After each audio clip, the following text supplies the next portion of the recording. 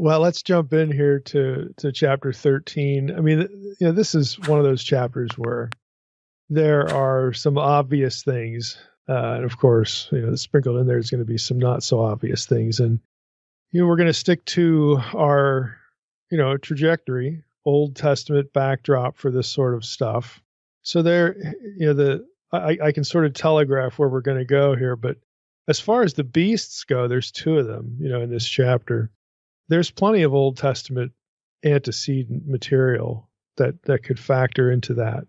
When it comes to the number, not so much. When we get to that point, I will mention a few sort of, I'll call them trajectories, but they're really just speculative. Even though I think more highly of one than the other. At the end of the day, they're both still speculative as far as an Old Testament connection or context. So as we jump into this, I'm gonna just read through the chapter real quickly. It's not that long, and then we'll start off with the two beasts. So reading ESV again, verse 1. And I saw a beast rising out of the sea with 10 horns and 7 heads, with 10 diadems on its horns and blasphemous names on its heads. And the beast that I saw was like a leopard. Its feet were like a bear's. Its mouth was like a lion's mouth. And to it the dragon gave his power and his throne and great authority. One of its heads seemed to have a mortal wound, but its mortal wound was healed. And the whole earth marveled as they followed the beast. And they worshipped the dragon, for he had given his authority to the beast. And they worshipped the beast, saying, Who is like the beast, and who can fight against it? And the beast was given a mouth uttering haughty and blasphemous words, and it was allowed to exercise authority for 42 months. It opened its mouth to utter blasphemies against God, blaspheming his name and his dwelling, that is, those who dwell in heaven. Also it was allowed to make war on the saints and to conquer them, and authority was given it over every tribe and people and language and nation. And all who dwell on earth will worship it, everyone whose name has not been written before the foundation of the world in the book of life of the Lamb, who was slain. If anyone has an ear, let him hear. If anyone is to be taken captive, to captivity he goes. If anyone is to be slain with the sword must he be slain. Here is a call for the endurance and faith of the saints. Verse 11. And I saw another beast rising out of the earth. First one was the sea, this one's the earth. It had 2 horns like a lamb, and it spoke like a dragon. It exercises all the authority of the first beast in its presence, and makes the earth and its inhabitants worship the first beast, whose mortal wound was healed. It performs great signs, even making fire come down from heaven to earth in front of people. And by the signs that it is allowed to work in the presence of the beast, it deceives those who dwell on the earth, telling them to make an image for the beast that was wounded by the sword and yet lived. And it was allowed to give breath to the image of the beast, so that the image of the beast might even speak, and might cause those who would not worship the image of the beast to be slain. And also it causes all, both small and great, both rich and poor, both free and slave, to be marked on the right hand or the forehead, so that none can buy or sell unless he has the mark, that is, the name of the beast or the number of its name. This calls for wisdom. Let the one who has understanding calculate the number of the beast, for it is the number of a man, and his number is 666. Now, again, since we're focusing on Old Testament stuff, we're not going to, get into too many interpretive things here. But there are, again, some fruitful trajectories as far as how to contextualize the content here. The most obvious, is having to do with the beast. There are really 2 options here. Again, 2 interpretive trajectories that are possible with respect to contextualizing the beasts, both of them, with the Old Testament. Now, one of these is going to be pretty obvious. The other one is probably not going to be obvious. And so I'm going to go through both of these.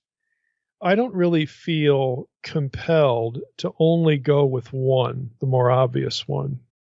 I think that there's actually both in play, because the more obvious of the 2 is, of course, what's going on in Daniel 7, with the sort of nondescript, final beast and whatnot, so on and so forth. But there are disconnections from that. For instance, in Revelation 13, as we read, there's not just one beast, there's 2, and one is from the sea and the other one's from the land. And there is, again, some Old Testament precedent for two beasts, sea and land, that would have importance here, or relevance is probably a better word, especially if we look at what's going on in Revelation 13 as sort of Babel chaos, not reborn, because we've always got Babel chaos. Okay, again, chaos, when I use that term, I mean everything that is not Eden, anti-Eden, specifically tied to the corruption of Eden, which you have supernatural rebellions lurking behind that, you have human rebellions lurking behind that, and they are basically symbiotically related. My fullest expression of that to date is in the Demons book, where I try to flesh all that out in detail. There's a little bit of an unseen realm, but the Demons book sort of takes up that cause, as it were, to go after the three rebellions explanation for why the world is a chaotic mess. So when I say, chaos, I'm referring to the loss of Eden, everything that is not Eden, which means it's things associated with death, disorder, the decreation of the order that God instituted in Genesis 1. These sorts of themes: death, decay, loss, estrangement from God, fragmentation of humanity. All of this stuff is chaos. And Babel is a sort of a center point. Most obviously, the third rebellion, what happens at Babel with the fragmentation of humanity and the sons of God being assigned to the nations. But the other ones also have certain threads that connect them as well to the Babel theme, because geographically, if we take the geographical descriptions, like Genesis 6, it's Noah, the flood, we're in the Mesopotamian part of the world. And the imagery of the flood, again, is often a theological response or polemic to material from Mesopotamia.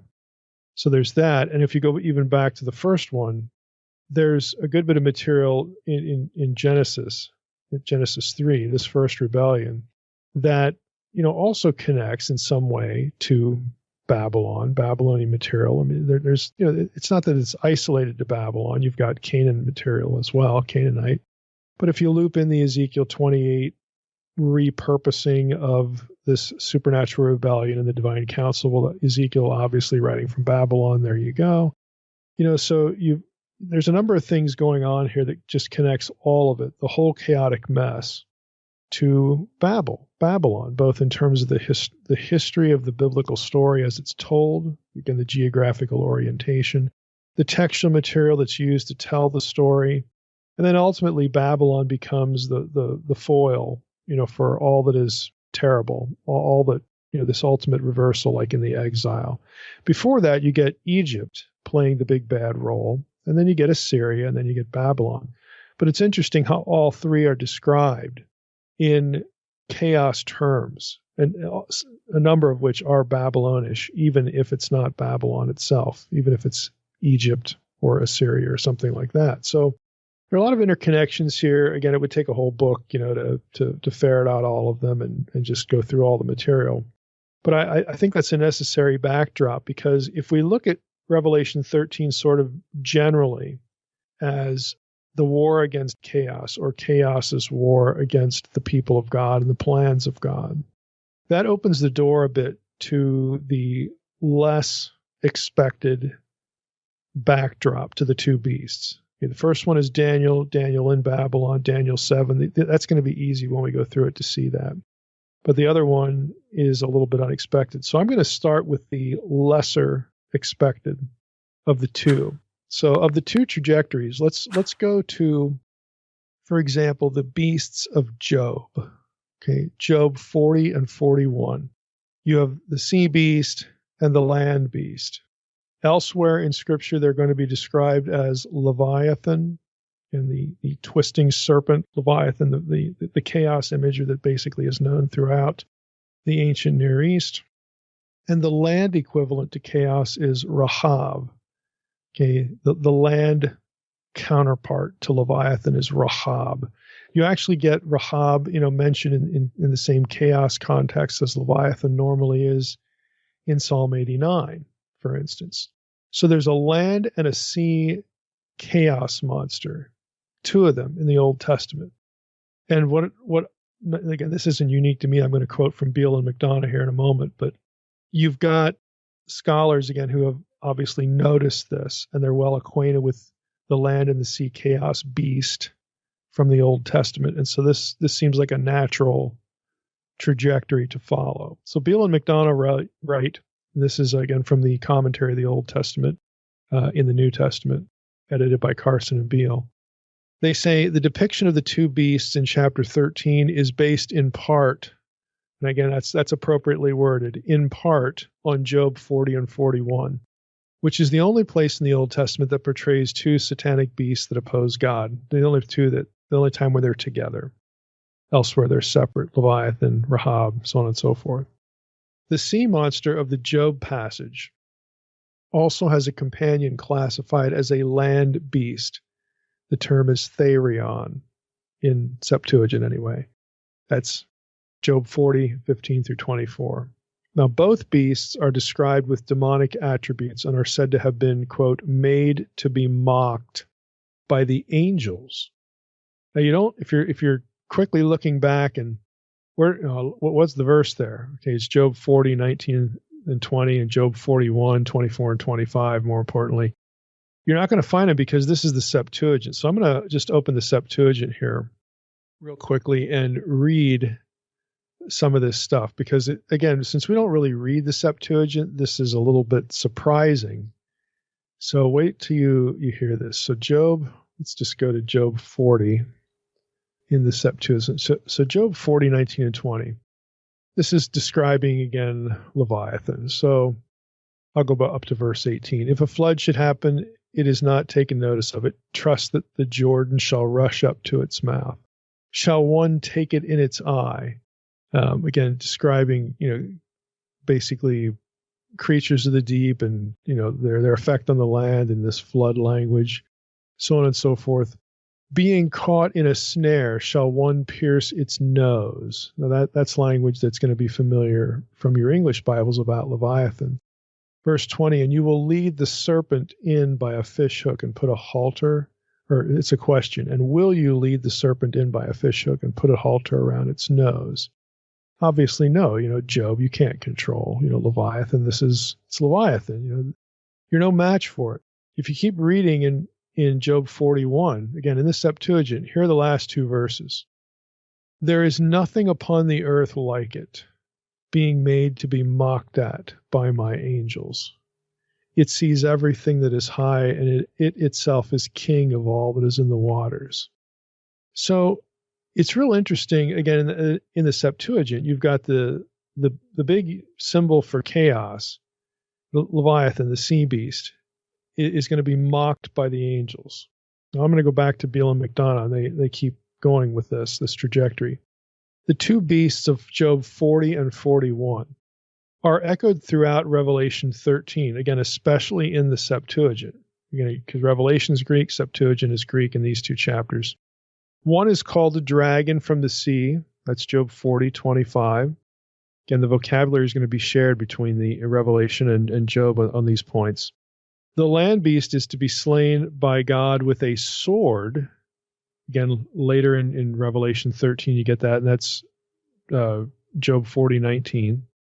The sea dragon conducts a war waged by his mouth. It's Job 40, 32.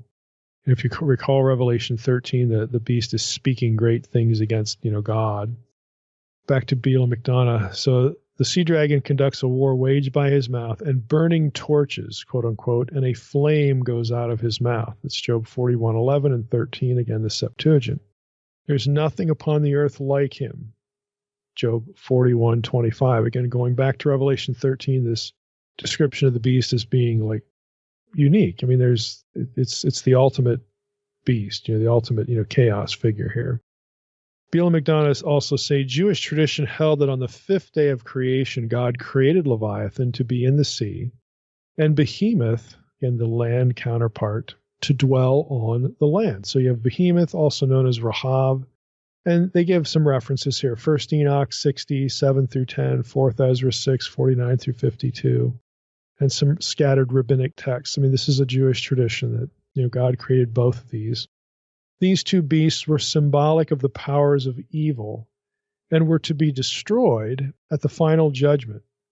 Now, that part there, the destruction of Rahab and Leviathan at the final judgment, elsewhere in other episodes on the podcast, we've actually gotten into this because this is part of their destruction, is part of the what scholars call the divine banquet motif.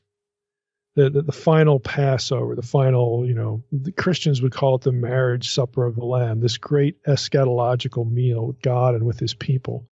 And I've asked before, well, hey, do you know what's being served at this meal? And in Jewish tradition, the answer was, yeah, Rahab, the behemoth, and Leviathan. That's what's on the table. And it was a way of expressing the idea that chaos itself is going to be devoured. It's going to come to an end. Now, I'm going to read a little bit from Brant Pitre's book, Jesus and the Last Supper, about this Jewish theme, this theology. Again, this whole idea, I'm going to start where he's discussing the image of a banquet, or this divine banquet idea in the Old Testament. So he writes this. Again, this is his book called Jesus and the Last Supper. Multiple passages in the Jewish scripture use the image of a banquet or feast to describe the joy of the coming age of salvation. However, by far the most explicit description of an eschatological banquet in the Old Testament is in the book of Isaiah. In the midst of a series of descriptions of the coming day of the Lord, in Isaiah 24 through 27, the prophet speaks of a future banquet for Israel and the nations. Then he starts to list out certain features of this banquet. So he writes, first, the coming feast is no ordinary banquet. It is an eschatological event. This eschatological dimension is evident from the fact that the banquet culminates in the overthrow of suffering and death. God will, quote, swallow up death forever, unquote, and wipe away tears from all faces. Indeed, just a few verses after describing the banquet, Isaiah goes on to speak about the resurrection of the bodies of the dead, Isaiah 26:19. As Klausner suggests, the overall context of the banquet is Isaiah's vision of the cessation of death and the resurrection of the dead in the age to come. Second, the banquet is a feast of redemption. It will be tied to the forgiveness of sins. At the time of the banquet, God will take away, quote, the reproach of his people, unquote, and give them salvation. It's Isaiah 25:8 through 9. Basically, once, let me just interrupt here. The Messiah, again, the coming of Jesus in the New Testament, the first time around, was a signal that the exile is now ending. But the exile, this is an already but not yet thing. The exile isn't completely over until everything comes full circle. And not only God's people, Israel, but also those from the nations who follow the Lord are brought back into the family. They're no longer in exile. They're home. And this is, again, a day of the Lord, final eschatological event. Back to Pitre. Third, the coming feast will be a cultic or sacrificial banquet. This is the meaning of the strange imagery of some of the language, fat things and wine on the lees. This is technical terminology for sacrificial offerings of the temple cult, as when Deuteronomy speaks of, quote, the fat of their sacrifices, and, quote, the wine of their drink offering, unquote. Deuteronomy 32, 37, and 38, Leviticus 3:3, Leviticus 4:8 and 9. This cultic dimension is important to stress since Isaiah explicitly states that the banquet will take place, quote, on the mountain of the Lord, which in context refers to Mount Zion in Jerusalem. That's Isaiah 24:23. Yet another reason why the Lord appears, the whole Battle of Armageddon thing, it's Jerusalem. Okay, it's Zion. It's not Megiddo, it's Zion. It's the Har Mohed, the Mount of Assembly. Again, the mount where the divine council is. Okay, all that stuff. That's unseen realm material, obviously. Fourth, back to Pitre, in Isaiah, the eschatological banquet will be an international banquet, which will include both the restored tribes of Israel and the Gentile nations. The feast will be, quote, for all peoples, unquote, and will result in the veil that is cast over all the nations, or Gentiles, the Goyim in Hebrew, being lifted. This is a startlingly universal vision of salvation nestled right in the heart of one of the most widely read prophets of the Old Testament. Fifth, and finally, given again, a focus on Moses and Mount Sinai, which he had done earlier in his book. It is significant that several scholars have suggested that the banquet in Isaiah 25 alludes to and is modeled on the heavenly banquet of Moses and the elders atop Mount Sinai. Remember that? That's from Exodus 24, 9 through 11. They go up and they see the God of Israel. They have a meal with the God of Israel.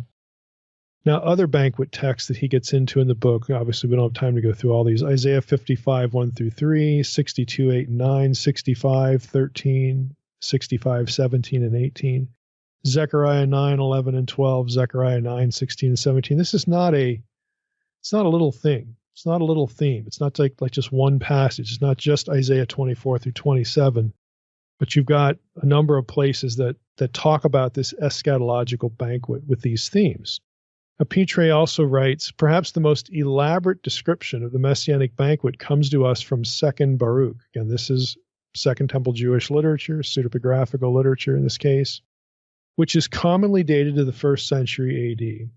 Although the text is long, it is worth quoting in full, as it is perhaps the most full-blown expectation of the Messianic feast from the period.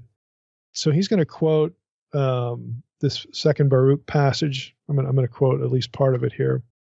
It reads, "And it will happen that when all that which should come to pass in these parts has been accomplished, the Messiah will begin to be revealed. And Behemoth," there's the land beast, "will reveal itself from its place, and Leviathan will come from the sea. The two great monsters which I created on the 5th day of creation, which I shall have kept until that time. And they," the two monsters, "will be nourishment for all who are left. The earth will also yield fruits 10,000-fold, and on one vine will be 1,000 branches, and one branch will produce 1,000 clusters, and one cluster will produce 1,000 grapes, and one grape will produce a core of wine. And those who are hungry will enjoy themselves, and they will moreover see marvels every day." And this is the new earth description, okay? "For winds will go out in front of me every morning to bring the fragrance of aromatic fields, and clouds at the end of the day to distill the dew of health. And it will happen at that time that the treasury of manna will come down again from on high." Would you like bread with your meal? They're serving bread with Leviathan and Behemoth. "And they will eat of it in those years, because these are they who will have arrived at the consummation of time. And it will happen after these things that when the time of the appearance of the Anointed One, the Messiah, has been fulfilled, and he returns with glory, then all who sleep in hope of him will rise." There's the general resurrection. Dead in Christ will rise first, okay? "And it will happen at that time that those treasuries will be opened, in which the number of the souls of the righteous were kept, and they will go out, and the multitudes of the souls will appear together in one assemblage of one mind. And the first ones will enjoy themselves, and the last ones will not be sad." Everybody's going to love to be there. "For they know that the time has come of which it is said that it is the end of times." And that's 2 Baruch 29, on into chapter 30. Now, several aspects of this grand vision are worth highlighting. Petre, again, chimes in. First, the banquet is both eschatological and explicitly messianic, directly tied to the coming of the Anointed One at the end of times. Second, it is important to stress that eating in the Messianic age takes place not on a single occasion, but every day. Hence, the Messianic banquet not only marks the beginning of the eschatological age, but is a feature of it in perpetuity. Third, the banquet is described in terms evocative of the exodus from Egypt. Its commencement will be marked by the return of the manna from heaven. It will take place alongside the return of the heavenly dew that brought the manna in the first place, Exodus 16, 13, and 14. Even the image of the superabundant wine and enormous clusters of grapes harks back to the gathering of the grapes in the land of Canaan by the emissaries of Joshua at the end of the Exodus. It's Numbers 13, 21 through 24. Fourth, and quite memorably, the righteous can also expect to feed on the flesh of Leviathan and Behemoth. It is not clear whether this image is hyperbolic and figurative or is intended as a literal description of the viands of the banquet. Either way, it seems to represent the triumph of the righteous over the destructive powers of this world. And lastly, but by no means least significantly, the inauguration of the Messianic banquet directly precedes the return of the Messiah to heaven and the resurrection of the righteous dead. So the Messiah comes, and he goes, back to heaven. This is a Jewish portrait here. For a Christian in the book of Revelation, you would say the Messiah returns and heaven returns to earth. And so we transition from the return of the Messiah on into, again, the new earth, new heavens and new earth. It's right there. So back to Petre. The banquet begins to be celebrated on earth during the days of the Messiah. It finds its ultimate fulfillment in the return of the pre-existent Messiah. There's an already but not yet even in Judaism. Apparently along with the resurrected righteous to heaven. Again, so this is common in Christian theology as well, that heaven, where we're going to be forever, is not the new earth. I actually believe it is the new earth. But this is very common to have heaven be some sort of non-earth ethereal existence. And of course, that never answers the question, well, what happens to the new earth then? Is it empty? But again, that's just me. I don't want to drift off into too many of my own criticisms of sort of a standard view. So back to Petre. Just as the righteous on earth enjoy themselves during the days of the Messiah by eating the manna, so too those who are raised from the dead will enjoy themselves in the heavenly assemblage of the exalted Messiah. So again, where does this leave us? Well, it leaves us with the idea that these two beasts are ultimately chaos symbols. It's very obvious, Leviathan and Rahab, or Leviathan and Behemoth, if you like the Behemoth term, who wreak misery and destruction until they are defeated. And these two beasts may very well be what is behind the two beasts, one from the sea, one from the land, of Revelation 13. Now, that's actually the minority view. And it's really because of the prominence of Daniel 7 throughout Revelation 13 that this view is minority. And let's be honest, most people who are writing popular prophecy stuff, they're completely unaware of this. Maybe they're out, maybe they've just have heard so many times, or maybe even taught Leviathan, that's a dinosaur or something like that. And they miss all of this imagery. They miss all of the Second Temple Jewish, understanding of these images, these symbols, and what they mean with the eschatological banquet. I mean, it's all there. And it's frankly all there somewhere in the book of Revelation. It's just sort of a Christianized version of it, because now we're post-Jesus now when we're writing the book of Revelation. Again, we're not thinking completely like a Jew who either was writing before Jesus or has rejected Jesus. So Revelation is going to be a little bit different, but it's going to dip into all these wells. Okay. But again, most of your popular prophecy writing is just completely unaware of this, and they're very much aware of the next one, and that's the Daniel 7 one. So the second view is more common and more likely. I mean, it's very likely. I mean, there's a lot of secure roots here, but I still think that the first view is also on the table. I don't think we have to pick and choose one. I think they're both being utilized by John and repurposed. So I'm in agreement with Beale here that Job 40 and 41, the Leviathan and Behemoth, do play some role in what's going on in Revelation 13, but that is not to ignore or sidestep Daniel 7. So the second view here is that the beasts are accountable through this passage in Daniel. So Beale and McDonough write, sort of in summary, a few things here. They say the material in Revelation 13, 1 and 2 is a creative reworking of Daniel 7, 1 through 7, the beast coming up from the sea, and his 10 horns in Revelation 13 are based respectively on Daniel 7, verses 2 and 3, and Daniel 7, verses 7, 20, and 24. Again, it's very obvious. They write, many will understand the 7 heads as a reference to an ancient Near Eastern sea monster myth from before the time of Daniel.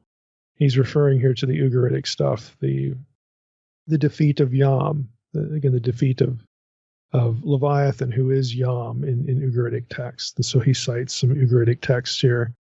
He also cites Psalm 74, Psalm 89, 10, Isaiah 27, 1, because those passages dip in on a linguistic level, the terminology, into Ugaritic material. So he's saying, some understand the 7 heads this way. It's about this Canaanite depiction. They write, this is possible, but it is better to view the 7 heads as a composite of the heads of all 4 of the beasts of Daniel 7. That might sound a little awkward. Let me just break in again. But But basically what they're gonna do in what they write is they're gonna take Revelation 13's description, and there are various elements that are found in Daniel 7, but they're not drawn out in the same order as the beast of Daniel 7. It's sort of a scattershot assemblage that, this comes from beast number 1, that one's beast number 4, this was beast number 3, but they're all applied to these two beasts in Revelation. So they think it's just best to, view the 7 heads for one, and there's going to be other features that as just sort of John is looking back at Daniel 7 and pulling things from any of the beasts at any given point. But Daniel 7 is the pool from which he does it. So back to Beale and McDonough, they write, the 10 diadems upon the 10 horns are a reference to Daniel's 4th beast, whose 10 horns are interpreted as 10 kings. That's Daniel 7:24. Likewise, the blasphemous names are connected with the blaspheming figure of Daniel 7, 8, and 11, who is also associated with the 4th kingdom, just like he is in Revelation 13, 5, and 6, or just like the blasphemy is. In Revelation 13:2, they note, whereas in Daniel 7, 3 through 8, the images of the lion, bear, leopard, and terrifying beast represent 4 successive world empires, in Revelation 13, 1 to 2, all 4 of these images are applied to one beast. This probably includes a connotation of Rome as the 4th beast, which Daniel predicted would be more powerful and dreadful than the previous 3 beasts of Daniel 7, 4 through 6. Now, what they don't say there, I'll break in again, is that if you parallel Daniel 7 with Daniel 2, the kingdom of God begins, the mountain not made with human hands, okay, that destroys the toes, all right? That is associated with the kingdom of God. That is the kingdom of God. In fact, Daniel is very pointed about saying that. Well, when does the kingdom of God get rolling? When does it take a foothold, pardon the pun? Well, that's during the time of the Messiah. And at the time of the Messiah, what was the world empire? It's Rome. So, Rome is a pretty secure hook here into all this. Now, I'm going to just go through Revelation 13, not verse by verse, but I'm going to pick things from different verses and just sort of link them back to Daniel 7, because this is what Beale and McDonough do in their commentary at this point. So, Revelation 13:3. Let me just read that. Revelation 13:3 says, one of its heads seemed to have a mortal wound, but its mortal wound was healed. And the whole earth marveled as they followed the beast. So there's that statement. And then a little bit later, in verse 14, it says that the beast was wounded by the sword and yet lived. Again, so it's apparently it's cast a sort of a wound that should normally be fatal, but it lives. So they write, Beale and McDonough write, in Revelation 13:14, it is added that it was a sword that struck the beast's head. The added mention of the sword in this connection recalls the prophecy of Isaiah 27:1 in the Septuagint. Here we are back to the Leviathan thing, which says, quote, in that day God will bring the sword and the holy and great mighty sword upon the dragon, the fleeing serpent upon the dragon, the crooked serpent. So if you're looking at that element, that actually goes back to the first view that we're dealing with the 2 chaos monsters here, because it's a pretty clear allusion back to Isaiah 27, verse 1.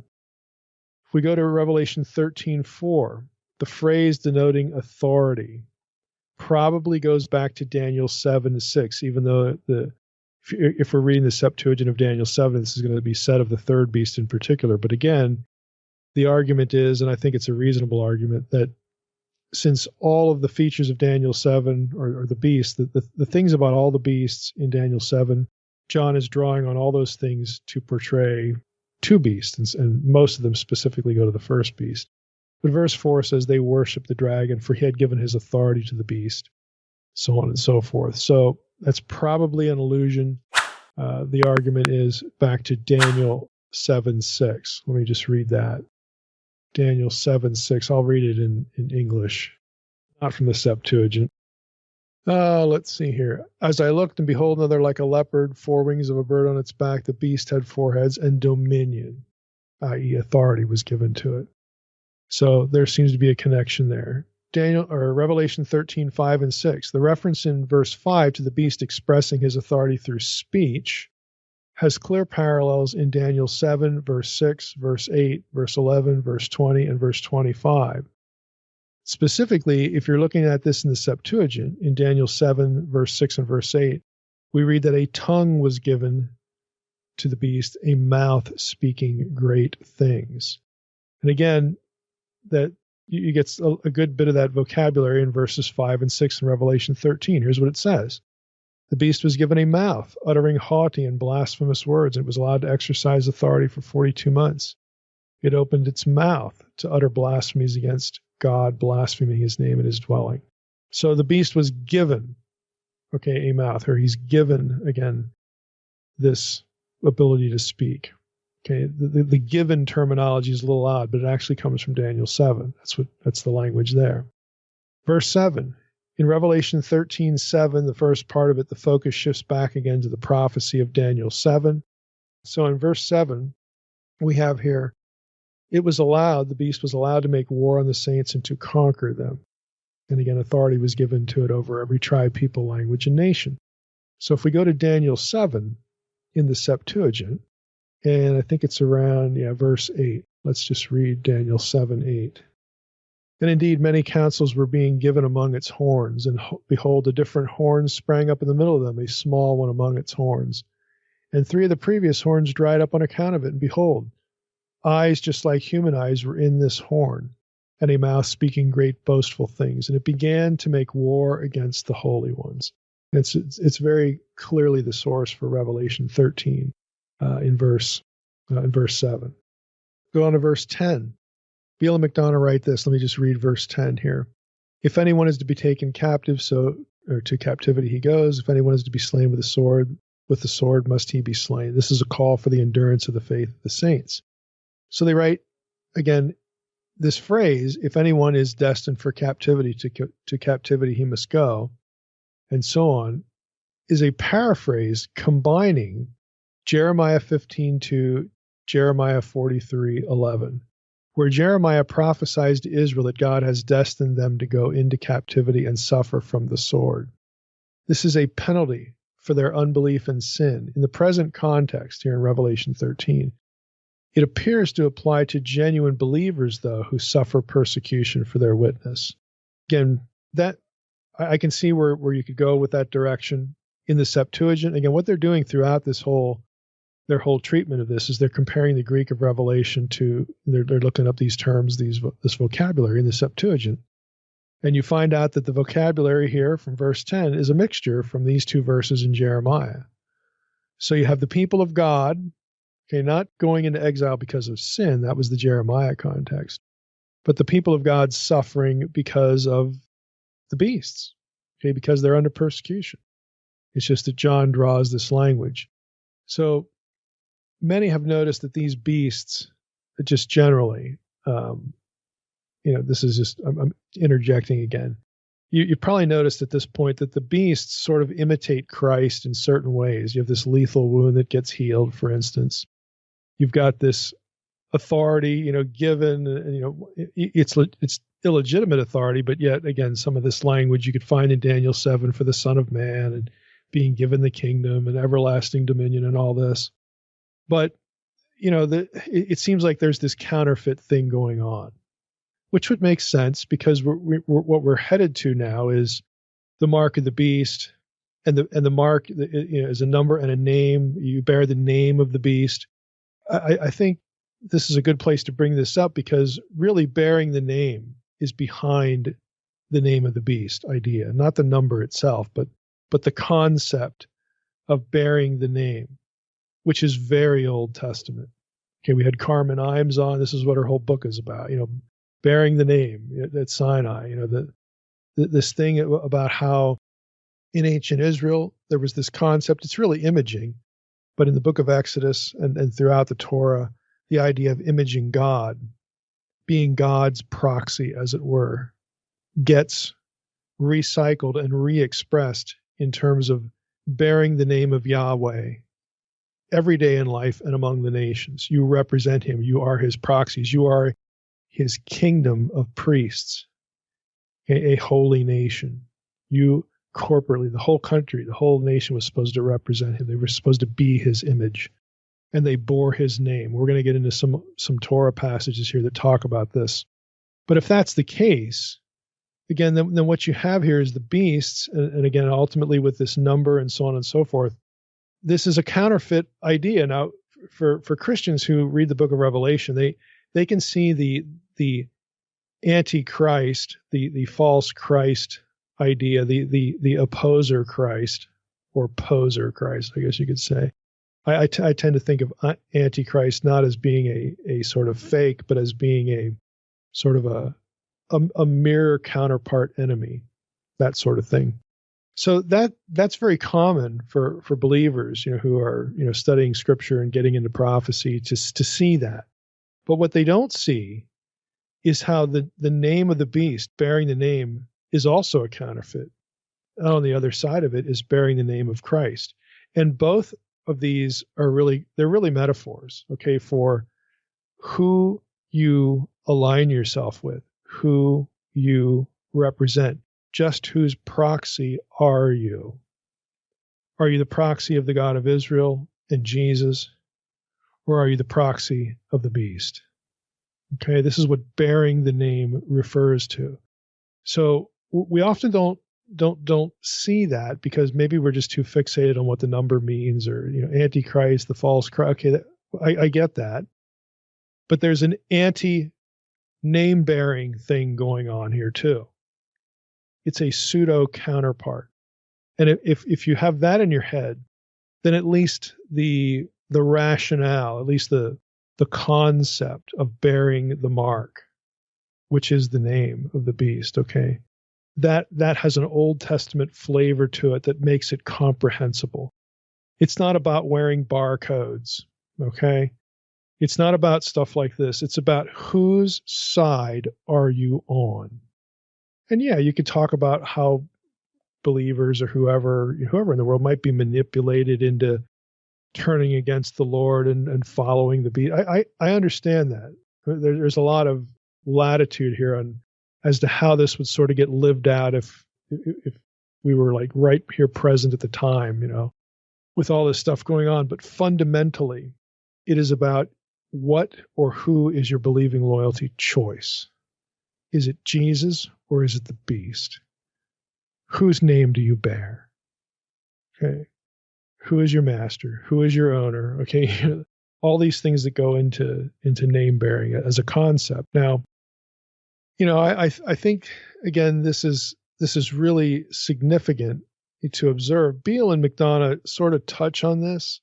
I think they could do a much better job of it than they do. Again, especially with the bearing of the name thing. But they do get into the idea of imitation. I'll just give you one paragraph, and this is worth noting. But again, I wish they would go further with the idea. They say the idea of imitation is carried on in 13:13. First, the beast's activities are described by an ironic echo of the acts of Moses, whose prophetic authority was validated by doing great signs. Let's go to Revelation 13:13. So what do we read there? It, again, the second beast, performs great signs, even making fire come down from heaven to earth in front of people. And by the signs that it is allowed to work in the presence of the beast, it deceives those who dwell on earth, so on and so forth. Well, yeah, you get Moses, if you want to associate that with Moses with the hail, okay, and just generally doing great signs. Okay, I get it. But it's actually more Elijah here. And they get to this point. They again, he lists out a few Exodus passages about Moses doing great signs and says this is a counter, what the beast is here is sort of a counterfeit of that. Even in the Exodus narrative, they write, Exodus 7:11, Pharaoh's magicians did the same signs with their secret arts. This is reinforced by Daniel, where God is praised for doing signs and wonders. And Daniel 4:37 in the Septuagint aligns very well in their notes to Revelation 13:13. The casting down of fire from heaven in the presence of people recalls the prophetic demonstration of Elijah, 1 Kings 18:38 and 39, and also 2 Kings 1:10 through 14. Though now, here in Revelation 13, it's a pseudo-prophetic action. Again, all of that is sure, but I wish they would do a little bit more with it. So better than pseudo-prophetic, I wish they would get into something like this. If Jesus is a superior Moses and a superior Elijah, and he is, and those ideas are present in the Gospels. Jesus is the new Moses. He is superior to Elijah, who is the forerunner. If that's the case, then these beasts mime both the idea of a pseudo-Christ, okay? They certainly do that, but when they do it, they are still, again, it's almost like a recognition of what or who they need to imitate to have legitimacy, because Christ is superior. And that's why it's happening this way. The beast is sort of trying to pass himself off as the, quote, new Moses and new Elijah. And it's a direct counterpart to the new Moses and superior to Elijah portrayal of Jesus in the Gospels. I just wish they would have spent more time on that. But anyway, let's get into the 666 a little bit. So we have it described in verses 17 and 18 as the number of a man. It's also described as the name of the beast. And so the imitation trajectory again makes sense, that except in this case, we're miming the followers of either Yahweh or Jesus or the beast. Again, who is your proxy? Or you're a proxy for whom, I should say. So if the point of 666 is bearing the name, and as followers of Christ bear his name, so the followers of the beast would bear that name. In other words, as we have people who align themselves with Jesus, their believing loyalty is in Jesus. You're going to have a lot of other people whose believing loyalty is in the beast. Now, Christians obviously didn't literally bear the name. I mean, they're not stamped or branded or anything like that. And neither did the Israelites, even when the name was given to them. Do you realize that the name was given to Israelites? This is number 6. I'm sure you've heard the passage. This is the priestly blessing, but the terminology, actually, matters here. The Lord spoke to Moses, saying, "Speak to Aaron and his sons, saying, thus you shall bless the people of Israel." So God says to Moses, "Tell Aaron, this is what you say to the people. The Lord bless you and keep you. The Lord make his face to shine upon you and be gracious to you. The Lord lift up his countenance upon you and give you peace." And here's verse 27. That's where the blessing ends, but we forget about verse 27. So shall they, again, the priests, the Aaronid priests, so shall they put my name upon the people of Israel, and I will bless them. So the people of Israel bore the name, not in a literalistic view, literalistic way, but that's what number 6 says. This is the result of it. So the mark is a parody of this idea. It's a fake. It's an imitation. It's a pseudo bearing the name idea. Spiritually speaking, whose side are you on? And we see this with 144,000 because they're sealed and marked. So the mark is a parody of that as well. But we miss this other corporate idea. Now, here's some commentators have looked at this and thought, well, okay, you say the Israelites didn't literally bear the name. We understand what's being meant there, but the name of the Lord actually does get described as being worn by Israelites on the forehead and the hand. And if this sounds a little strange, again, because that's where the mark of the beast goes, just let's Beale and McDonough summarize it this way. In the Old Testament, God told Israel that the Torah was to be, quote, as a sign on your hand and as a reminder on your forehead, in order to remind them continually of their commitment and loyalty to God. This was done, that's Exodus 13:9, Exodus 13:16, Deuteronomy 6:8. This was done with phylacteries, leather pouches containing portions of Scripture worn on the forehead and arm. The New Testament equivalent is the invisible seal or name of God, Revelation 7:2 and 3, that's the 144,000. The forehead represents their ideological commitment, and the hand, the practical outworking of that commitment. Now, it's interesting that if the Greek word for hand, care, which is used here in Revelation 13, it can mean arm, even though that's rare. So I just want to throw that out. But again, I what do we think of the parallel? It's interesting. I actually think the Aaronic blessing captures the idea better. But it is nevertheless an interesting sort of point-for-point kind of analogy that could be made. Now, some scholars have taken this, the Jewish idea here, and they see again this counterpart in Revelation 13, and of course they're bound to speculate about the bad mark. All right, is there a literal equivalent somewhere in this, or is it all just sort of spiritual representation? I'm arguing for spiritual or theological representation. Bearing the name spiritual here is the point. You bear the mark, you bear the name of the beast, that means you're on his side. Just like the positive side, you bear the name of the Lord, you bear the name of Christ. You're not carrying a physical mark with you. It's just that's where your loyalty is. So I'm arguing that's the whole point of the bearing the name and the mark and all this stuff. But there are others, again, who try to find a more literal sort of equivalent.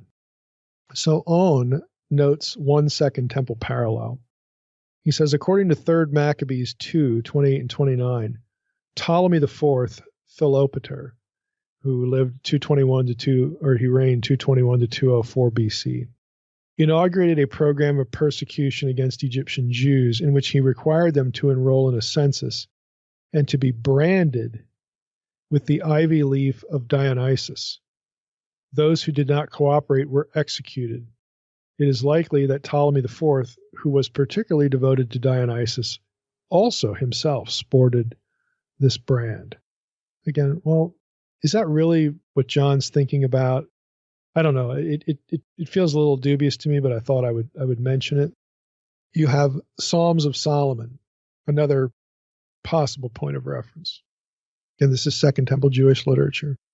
Psalms of Solomon 15, 9 through 14 says this: they will flee from the holy ones like those pursued in battle. They will pursue and capture sinners. Those who do lawlessness will not escape the judgment of the Lord. They will be captured as if by experienced warriors.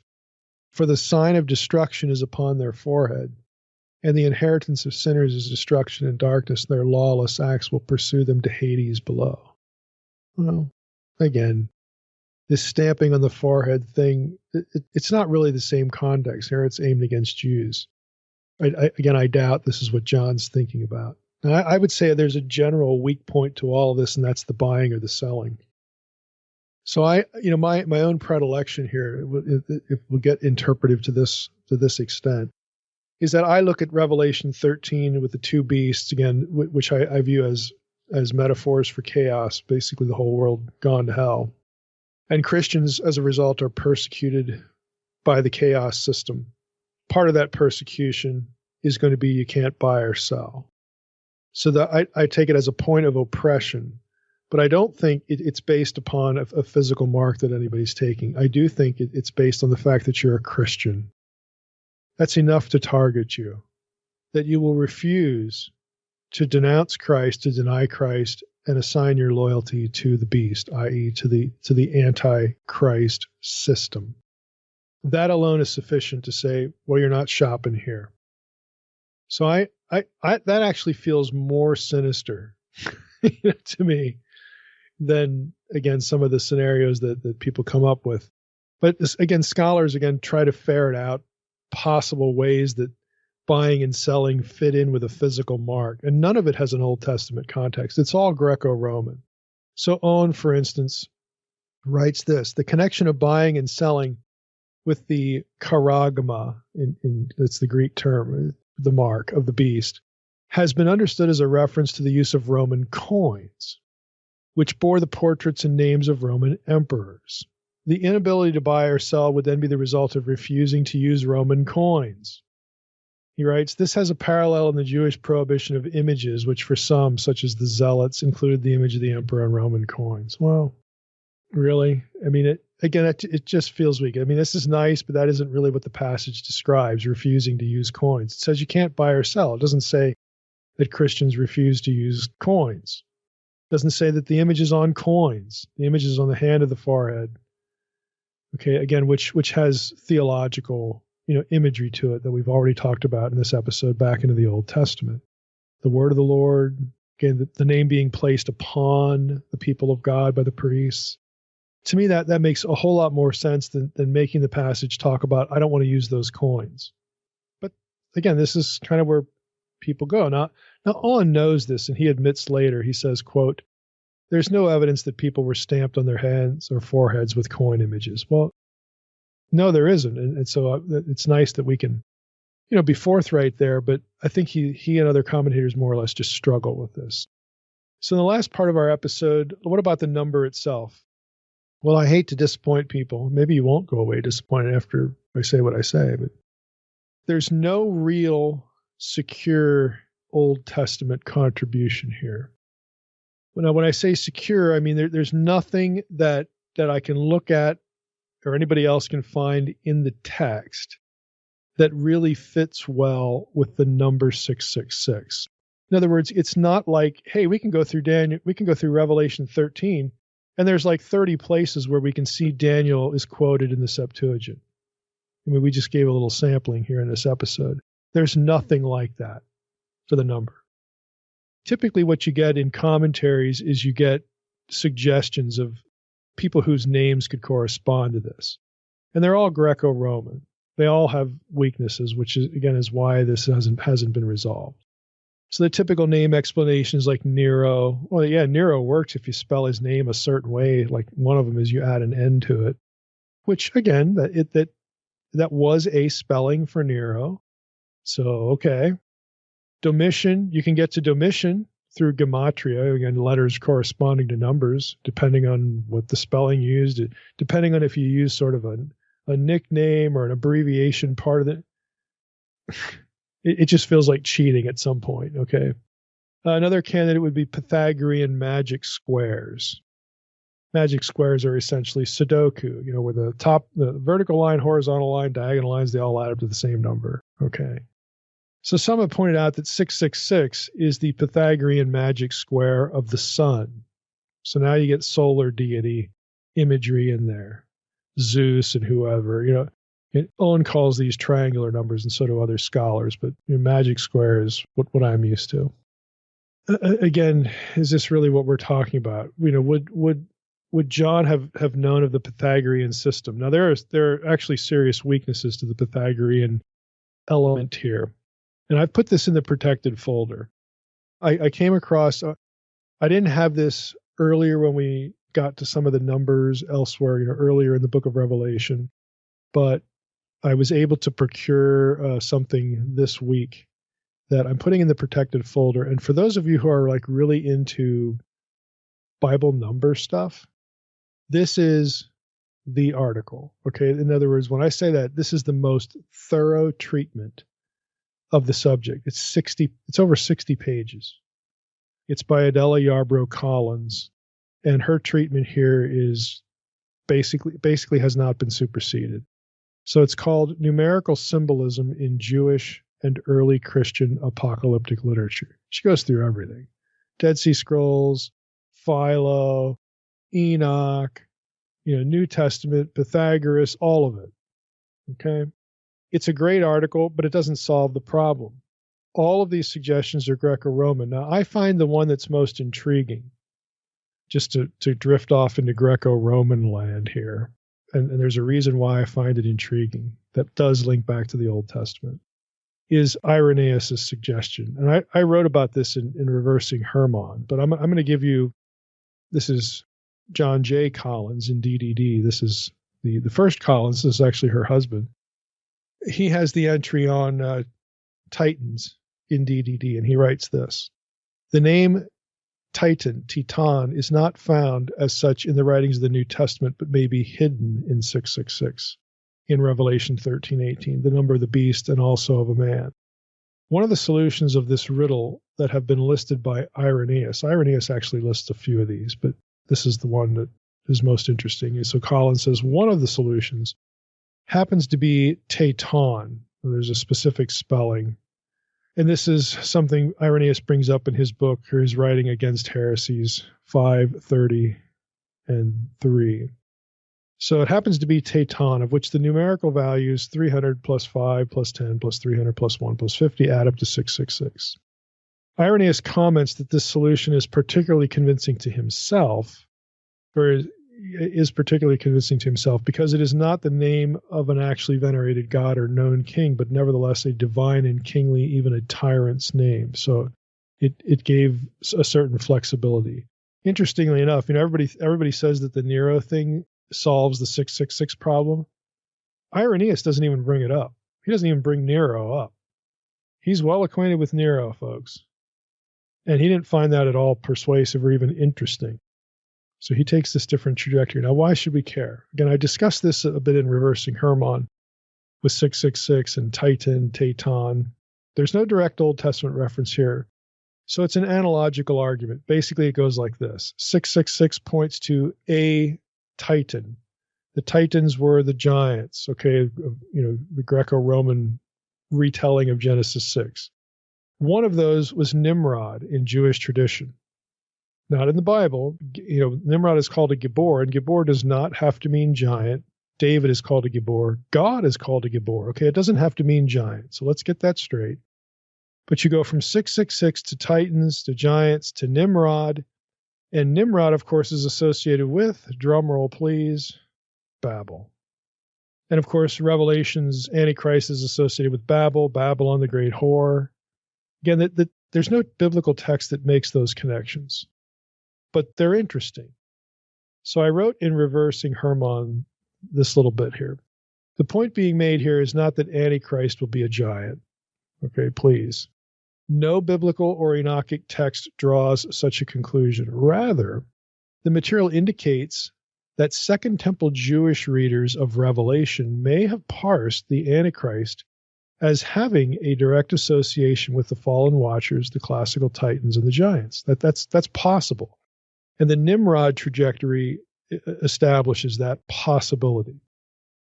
So I kind of like that because I think that there is the number has something to do with Babel. That's kind of obvious, though, because keep reading Revelation, you get Babylon, the great whore. I mean, that's kind of obvious. So I'm not like patting myself on the back here that I've seen something, that no one else has seen. Everybody sees this who reads it.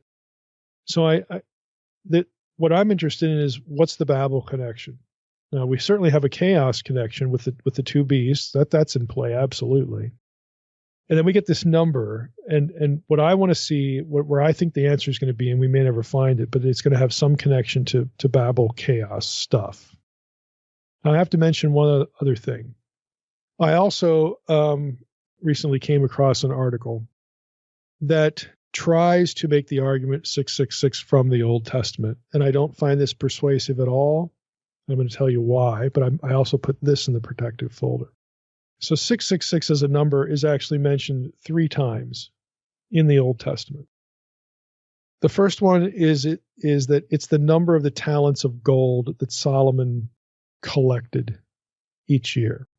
It's mentioned in 1 Kings 10:14, 2 Chronicles 9:13. So those are 2 of the references. The third reference is Ezra 2:13, where Adonijam has 666 sons, descendants. Okay, well, that's it. There's nothing to build on there. There's nothing said about Adonijam and all this stuff. So that's where you get the number. Now, this particular article by Brent Strawn and Keith Bodner, entitled Solomon and 666, Revelation 13:18. This is from New Testament Studies, volume 66, which is 2020. So it's very recent. Pages 219 to 319. Well, I messed up the numbers here. I can't remember what page numbers it actually is, and I don't want to open the file right now.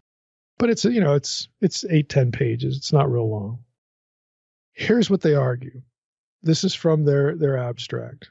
The present article argues that 666 in Revelation 13:18 is best related to the notice of Solomon receiving 666 talents of gold. 1 Kings 10:14, 2 Chronicles 9:13, which is in turn an important notice of this king's wayward and unjust practices, his inordinate wealth, exploitation of his own people, and eschewing of God's law.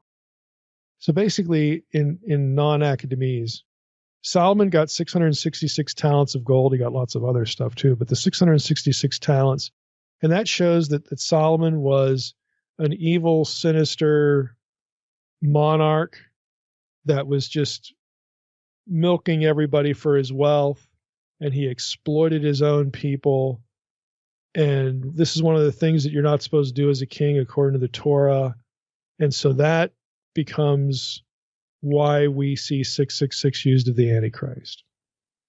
Yeah, I don't find this at all persuasive for one big reason, and they actually try to address this in the article and do not do a good job of it.